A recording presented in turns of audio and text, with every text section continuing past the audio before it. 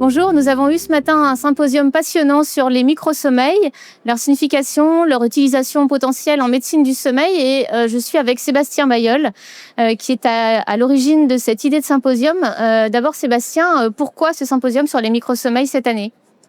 Merci Laure. L'idée de ce symposium nous est venue par un constat, d'abord celui d'une littérature progressivement croissante sur ces nouveaux indicateurs, ces nouveaux biomarqueurs finalement de la somnolence que sont les microsommeils, et un constat qui était celui de nombreuses incohérences ou une grande diversité finalement dans les règles de scoring, d'où la nécessité de proposer des regards croisés entre médecins du sommeil à orientation plutôt pneumologique et plutôt neurologique pour mieux essayer de comprendre les frontières et les limites actuelles de ce biomarqueur. Et alors justement, est-ce que au terme de ce symposium, tu pourrais nous proposer une définition qui te paraîtrait pertinente des microsommeils? Alors, un microsommeil, c'est finalement une intrusion de sommeil au cours d'une période de veille, telle que définie actuellement selon les critères de l'American Academy of Sleep Medicine, qu'on va scorer sur les critères électrophysiologiques, qui va se caractériser par un ralentissement et une activité θ prédominante sur l'électroencéphalogramme, et puis quelques corrélats comportementaux qui peuvent être ajoutés pour préciser ces éléments-là, fermeture des yeux, un hochement ou inclinaison de la tête.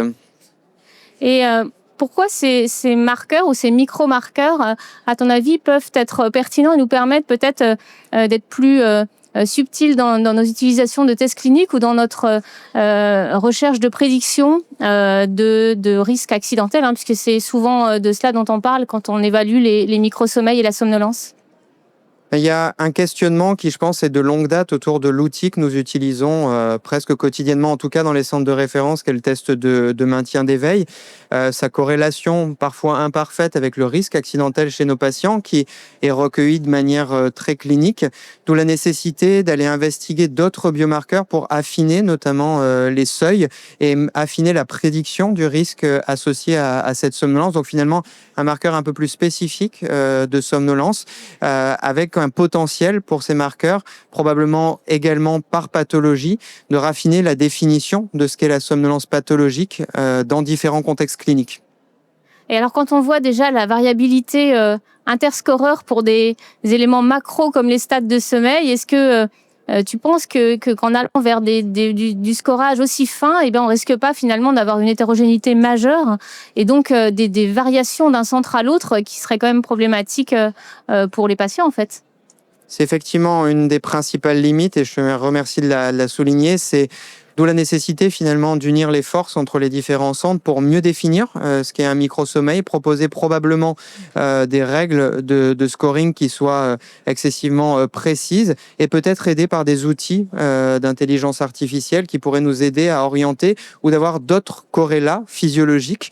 Notamment, on a eu des données présentées ce matin de fréquence cardiaque et de deeping de la fréquence cardiaque au cours de ces épisodes de microsommeil qui pourraient permettre d'affiner et de préciser leur identification. Merci Sébastien. Et puis Merci Laure. on suggère donc de regarder cette session en visio si vous n'y avez pas assisté.